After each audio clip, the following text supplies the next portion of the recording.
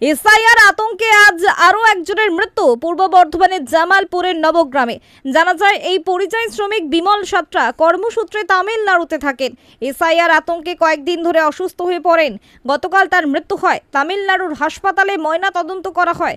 জেলা প্রশাসনের তৎপরতায় শনিবার সন্ধ্যায় পরিযায়ী শ্রমিক বিমল সাত্রার দেহ বর্ধমানে নিয়ে আসা হয়।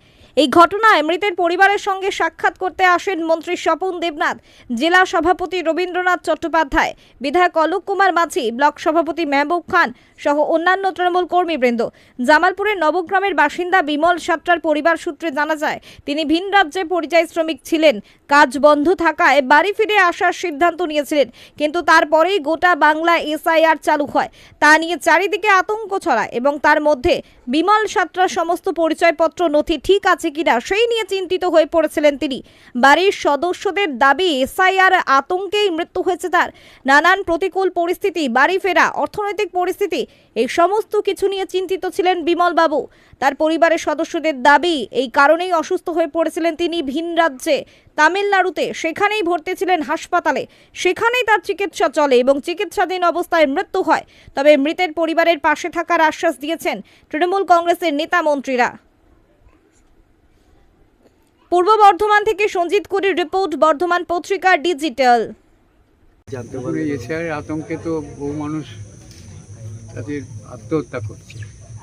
বর্ধমানে জামালপুরে নবগ্রামে উড়িয়াপাড়ায় বিমল সাত্রা আত্মহত্যা করলো বিষকে।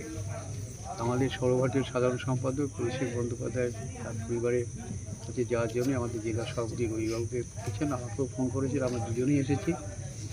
আর এর জন্য দায়িত্ব নির্বাচন করেছি। যেভাবে করা হচ্ছে আতঙ্কে দেখতে পাচ্ছেন, এর আগেও বহু আত্মহত্যা করেছে, বর্ধমানে আরেকজন আত্মহত্যা করেছে। গরিব মানুষ, আমরা তার পরিবারের পাশে আছি এবং এসআইআরের নির্বাচন কমিশন এর জন্য দায়ী বলে মনে করি।